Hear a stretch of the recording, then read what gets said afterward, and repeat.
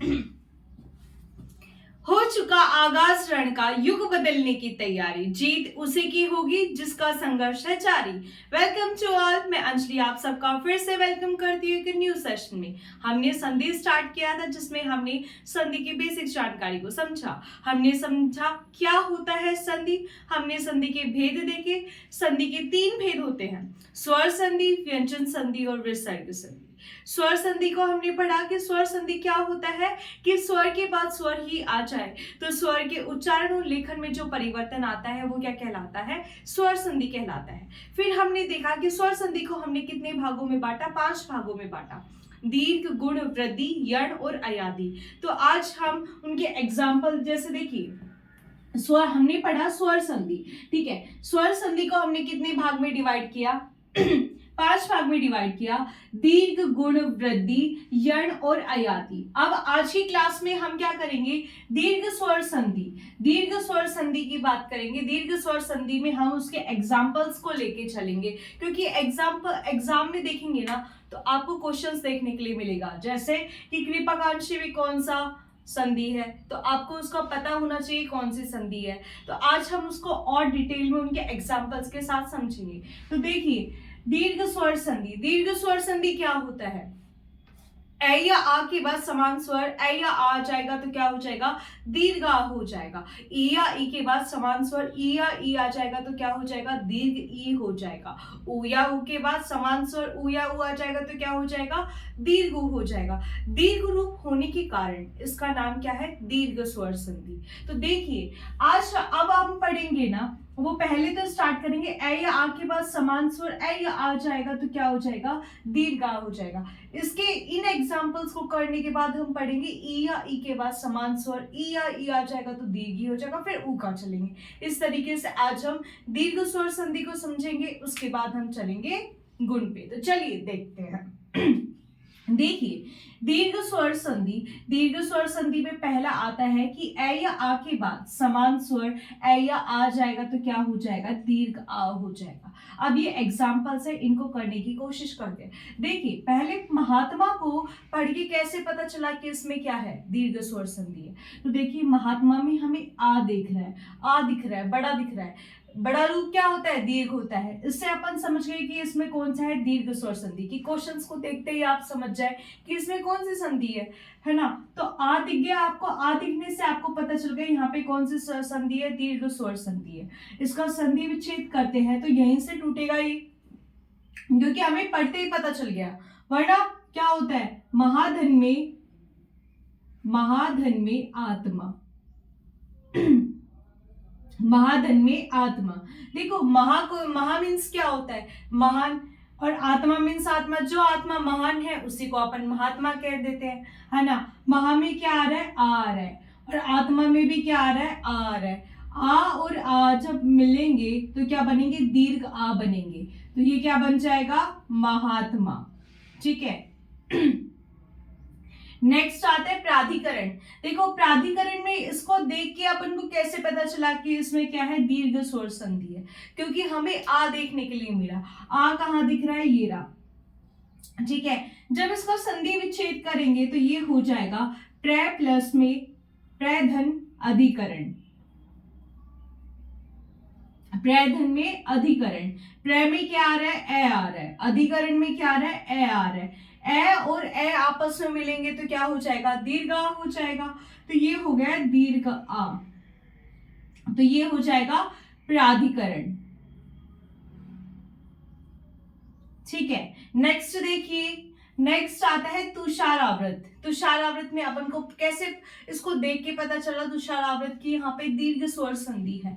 तो हमें आ दिखा, आ कहाँ पे है, ये रहा। देखिए, आप यहाँ पे भी आ है, यहाँ पे भी आ है, लेकिन जिसका मीनिंग भी तो निकलना चाहिए ना, कि संधि विच्छेद कर रहे हैं तो इसका मीनिंग भी तो निकलना चाहिए। तो ये हो जाता है तुषार धन में आवृत, तुषार मीन्स होता है तुषार धन में आवृत। देखियो, तुषार की बात करते हैं, तुषार क्या होता है? तुषार का मतलब होता है बर्फ। आवृत यानी कि होता है घिरा हुआ या छाया हुआ।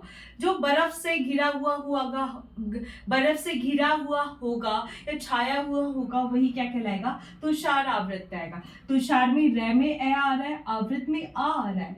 जब ए और आ आपस में मिलेंगे तो क्या हो जाएगा? दीर्घ आ हो जाएगा। तो ये क्या बन जाएगा? तुषार आवृत। ठीक है, नेक्स्ट आते हैं मालविका अग्निमित्र। मालविका अग्निमित्र की बात करते हैं। ये भी बताइए, मालविका अग्निमित्र किसने लिखी है? कालिदास ने लिखी है। तो उनकी कालिदास की ही एक रचना हुई मालविका अग्निमित्र। तो मालविका अग्निमित्र में कौन सी संधि है? तो देखिए, मालविका में अपन को आ यहाँ दिख रहा है, तो कैसे बना है ये? तो ये मिलकर बना है मालविका धन में अग्निमित्र। मालविका धन में अग्निमित्र। मालविका में क्या आ रहा है? आ आ रहा है। अग्निमित्र में क्या आ रहा है? ए आ रहा है। आ और ए आपस में मिलेंगे तो क्या हो जाएगा? दीर्घ आ हो जाएगा। तो ये हो जाएगा मालविका अग्निमित्र। नेक्स्ट देखिए, नेक्स्ट क्या है? विद्यार्थी। विद्यार्थी आ कहां पे आ रहा है? यहाँ। तो यानी कि ये कहां से टूटेगा? यहां से टूटेगा। विद्यार्थी की बात करेंगे तो विद्यार्थी में हो जाएगा विद्या धन में अर्थी।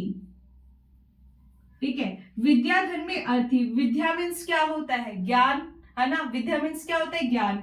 अर्थी का होता है ओर या तरफ।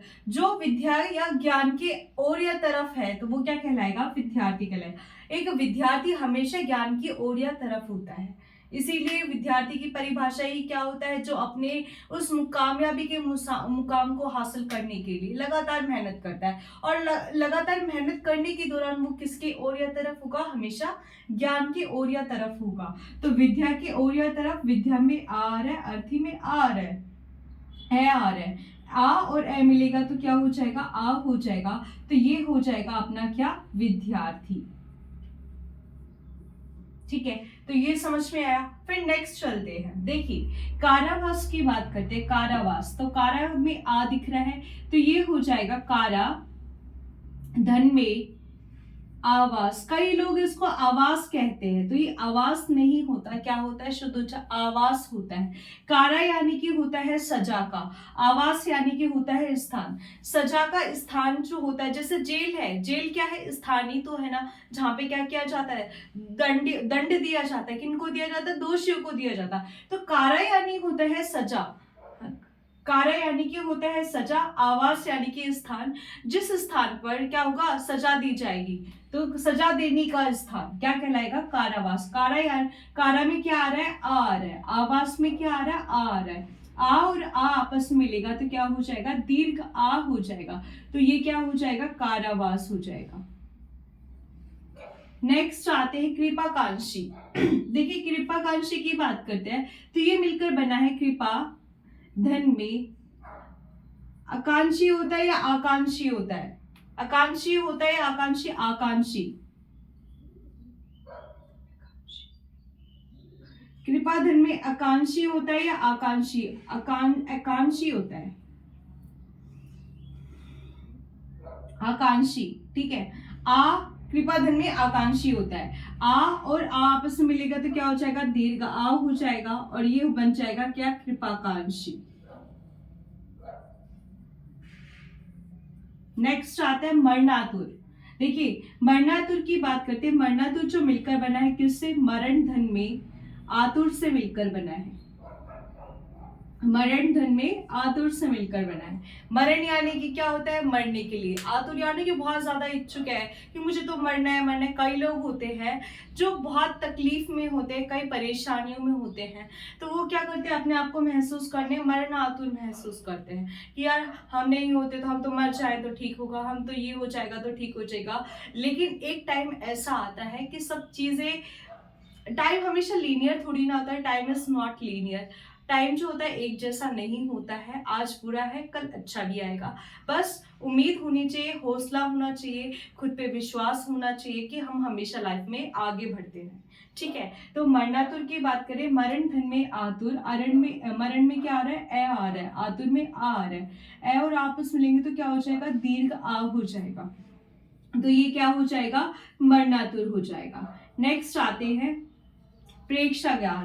देखिए प्रेक्षागार की बात करेंगे तो ये किससे मिलकर बना है, प्रेक्षा धन में आगार से मिलकर बना है, प्रेक्षा धन में आगार से मिलकर बना है। आ और आ आपस में मिलेगा तो दीर्घ आ हो जाएगा। ठीक है, तो ये हो जाएगा प्रेक्षागार।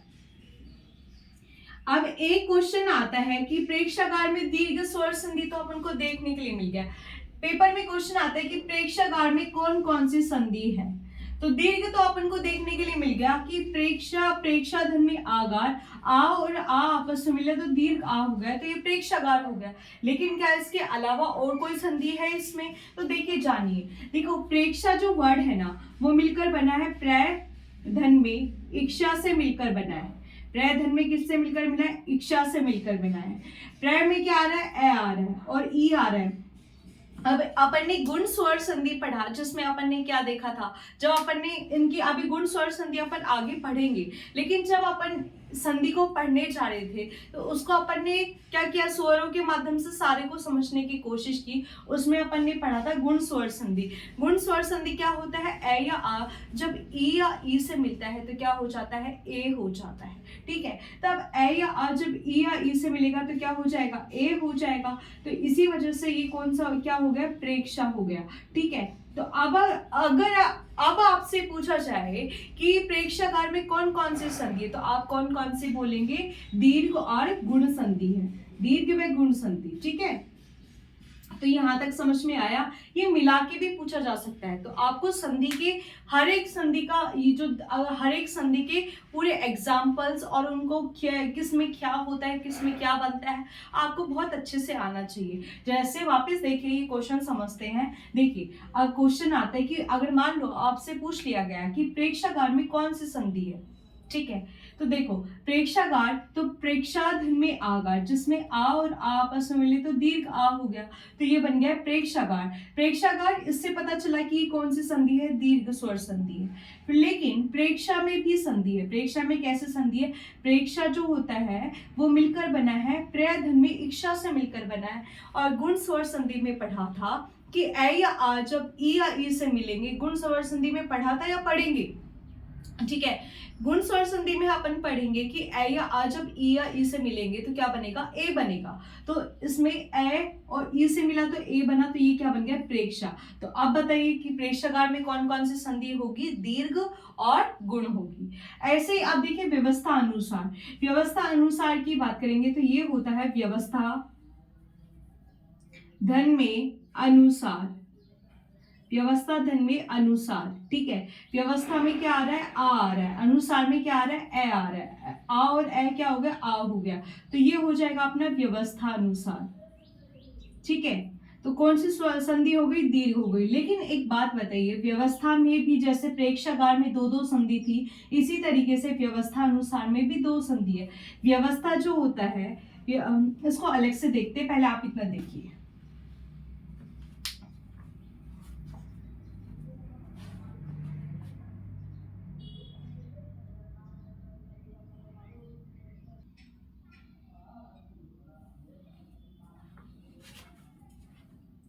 तो देखिए व्यवस्था अनुसार की बात करते हैं। व्यवस्था अनुसार में ये मिलकर बना है किससे, व्यवस्था धन में अनुसार से मिलकर बना है।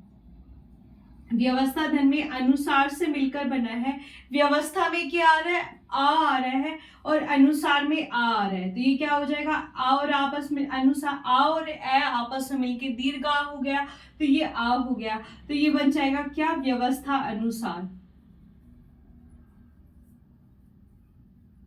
तो अपन ने इसके अकॉर्डिंग देखेंगे तो कौन सी स्वर संधि हो गई, दीर्घ स्वर संधि। लेकिन इसमें केवल दीर्घ स्वर संधि नहीं है, और भी संधि है। कौन सी है, तो देखिए व्यवस्था की बात करेंगे। व्यवस्था जो होता है वो किससे मिलकर बना है, तो व्यवस्था जो होता है वो वी धन में अवस्था से मिलकर बना है। वी धन में अवस्था से मिलकर बना है। और अपन ने कौन सी संधि पढ़ी थी? यण स्वर संधि पढ़ा था, जिसमें अपन ने पढ़ा था कि ई या ई, उ या उ, या रै ऋषि के बाद कोई असमान स्वर आ जाए तो ई का तो क्या, ई या ई का तो य हो जाएगा, उ या उ का वह हो जाएगा और रै ऋषि का रै हो जाएगा। तो इसमें ई का क्या हो जाएगा? इस ई का क्या हो जाएगा? यह हो जाएगा। ठीक है, तो वह अधूरा हो गया, यह अधूरा हो गया और अवस्था। ठीक है, तो ये हो जाएगा व्यवस्था। ठीक है, तो यहाँ पे इसके अकॉर्डिंग देखेंगे तो कौन सी स्वर संधि हो गई? यण स्वर संधि। तो व्यवस्था अनुसार की बात करते हैं। व्यवस्था अनुसार में कौन कौन सी संधि है? यण व दीर्घ। यण और कौन सी स्वर संधि है? दीर्घ स्वर संधि है। ठीक है, नेक्स्ट आते हैं। ये तो सारे एग्जांपल्स थे दीर्घ स्वर संधि में कौन से वाले की, कि जब ए या आ, जब समान स्वर ए या आ से मिलता है तो दीर्घ आ होता है। अब आता है कि ई या ई, जब समान स्वर ई या ई से मिलता है तो क्या हो जाता है? दीर्घ ई हो जाता है। अभी इन एग्जाम्पल्स को देख के आपको कैसे पता चलेगा कि इसमें दीर्घ स्वर संधि है? तो देखिए, इसमें भी अपन को दीर्घ प्राप्ति इच्छा में दीर्घ ई संधि दीर्घ अपन को ई दिख रही है।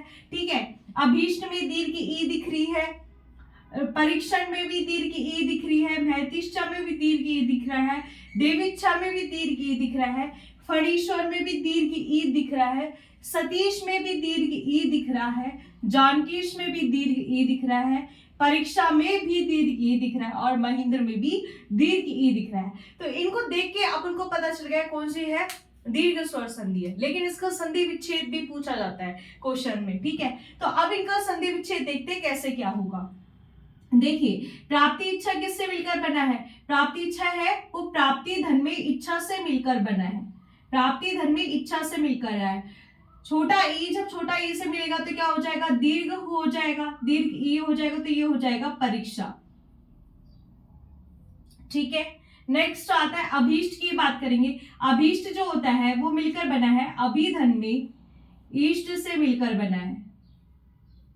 अभी में क्या आ रहा है? छोटा ई आ रहा है, ईस्ट में क्या आ रहा है? छोटा ई आ रहा है। जब छोटा ई और छोटा ई आपस में मिलेगा तो दीर्घ हो जाएगा, तो ये हो जाएगा क्या? अभीष्ट।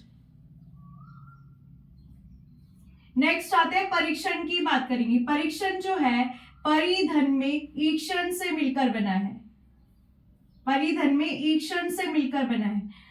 परीक्षण की बात करेंगे तो परीक्षण जो होता है वो परिधन में ईक्षण से मिलकर बना है। परि मीन्स होता है चारों ओर। ठीक है, ईक्षण यानी कि होता है जांच करना। तो परीक्षण क्या करता है कि चारों ओर उसको जांच ही तो करता है। परीक्षण का काम ही जांच करना होता है। ठीक है, जांच करने वाला कभी छोटा नहीं होता, इसलिए ईक्षण में बड़ा आता है। ठीक है, तो छोटा ई और बड़ा ई आपस में मिलेगा तो क्या हो जाएगा? दीर्घ हो जाएगा और ये हो जाएगा परीक्षण। ठीक है, महती इच्छा की बात करते हैं। तो महती इच्छा जो है वो किससे मिलकर बना है? महती धन में इच्छा से मिलकर बना है। महती धन में इच्छा से मिलकर बना है। महती यानी कि होता है महान, इच्छा यानी कि इच्छा, चाहना। ठीक है, जिसकी महान चाहना होती है वो क्या कहलाएगा? महती इच्छा कहलाएगा। तो बड़ा ई और जब छोटा ई से मिलेगा तो दीर्घ हो जाएगा, तो ये हो जाएगा अपना कौन सा? महती इच्छा। नेक्स्ट आता है देवी इच्छा। देवी इच्छा की बात करेंगे तो ये मिलकर बना है किससे? देवी धन में इच्छा से मिलकर बना है। देवी धन में इच्छा से मिलकर बना है। देवी में क्या आ रहा है? बड़ा ई आ रहा है, इच्छा में छोटा ई आ रहा है। बड़ा और छोटा आपस में मिलेगा तो क्या हो जाएगा? दीर्घ हो जाएगा और ये हो जाएगा देवी इच्छा। ठीक है, नेक्स्ट देखिए फणीश्वर की बात करेंगे। फणीश्वर मिलकर बना है किससे? फणी धन में ईश्वर से मिलकर बना है। फणी धन में ईश्वर से मिलकर बना है। फणीश्वर किससे मिलकर बना है? फणीश्वर फणी धन में ईश्वर से। दीर्घ ई और दीर्घ ई आपस में लेंगे तो दीर्घ ही होगा। ठीक है, तो ये हो जाएगा फणीश्वर। सतीश की बात करेंगे। सतीश में सती धन में ईश। सती ईश यानी कि होता है स्वामी। सती का स्वामी ही क्या कहलाएगा? सतीश कहलाता है। तो दीर्घ ई जब दीर्घ मतलब बड़ा ई जब बड़ा ई से मिलेगा तो दीर्घ हो जाएगा, तो ये क्या हो जाएगा? सतीश हो जाएगा। नेक्स्ट आता है जानकीश। जानकीश की बात करेंगे तो जानकीश जो होता है वो किससे मिलकर बना है? जानकी धन में ईश से मिलकर बना है। जानकी कौन है? माता सीता। ईश यानी कि स्वामी। माता सीता का स्वामी कौन है? भगवान श्री राम। तो जानकी किसे कहा गया? भगवान श्री राम का पर्यायवाची है ये। ठीक है, तो बड़ा ई जब बड़ा ई आपस में मिलेंगे तो दीर्घ हो जाएगा, तो ये हो जाएगा जानकीश। परीक्षा की बात करेंगे तो परीक्षा जो होता है वो परिधन में इक्षा से मिलकर बना है। परिधन में इक्षा से मिलकर बना है। छोटा ई जब बड़ा इक्षा, परि मीन्स चारों ओर, ये शायद रिपीट हो गया अपन ने पहले। अच्छा, यहाँ पे परीक्षण है, यहाँ पे परीक्षा है। तो परि यानी कि इक्षा यानी कि जांच करना होता है, इक्षण का मतलब भी जांच करना होता है। वही चारों तरफ जांच, सबकी परीक्षा में जांच ही तो की जाती है, आपकी योग्यता की, इन सबकी क्या होती है? जांच ही तो होती है। तो परीक्षा है। तो परिधन में इक्षा, छोटा ई जब बड़ा ई से मिलेगा तो दीर्घ हो जाएगा, तो ये हो जाएगा परीक्षा। नेक्स्ट आता है महेंद्र की बात करेंगे। महेंद्र में ये किससे मिलकर बना है? मही धन में इंद्र से मिलकर बना है। मही में क्या आ रहा है? दीर्घ ई आ रहा है। छोटा ई और दीर्घ, छोटा बड़ा ई और छोटा ई आपस में लेंगे तो दीर्घ हो जाएगा, तो ये हो जाएगा महेंद्र। ये एग्जाम्पल्स थे जो किसके बारे में थे? जब ई या ई जब समान स्वर ई या ई से मिलते हैं तो क्या हो जाते हैं? दीर्घ ई हो जाता है। अब बचता है कि ऊ या ऊ जब समान स्वर ऊ या ऊ से मिलता है तो दीर्घ ऊ हो जाता है। हम 10-10 एग्जाम्पल्स लेके चले। अपन ने ई या ई पढ़ा, ई या ई के बाद जब समान स्वर ई या ई आ जाता है तो दीर्घ ई आ जाता है। फिर अपन ने उसके 10 एग्जाम्पल्स देखे, ऐसे आके अपन ने देखे। अब अपन पढ़ेंगे ऊ का 10-10 एग्जाम्पल्स करके अपन उस चीज को स्ट्रॉन्ग करेंगे, और आप इसको और प्रैक्टिस कर सकते हैं, और क्वेश्चंस करेंगे तो आपके और कॉन्सेप्ट्स क्लियर होते जाएंगे। तो आप पढ़ेंगे दीर्घ ऊ के।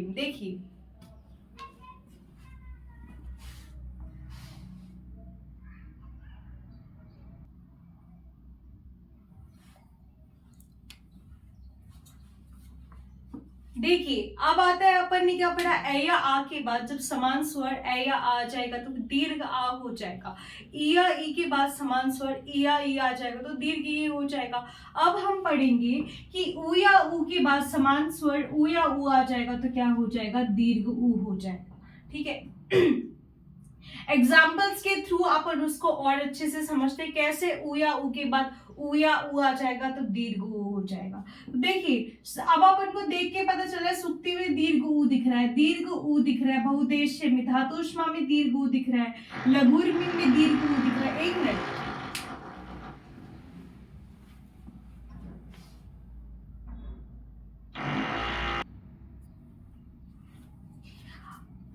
Sorry for late. आज ही क्लास को हमें यही रोकना पड़ेगा क्योंकि साइड में कंस्ट्रक्शन का काम चल रहा है और बहुत ज़्यादा नॉइज हो रही है।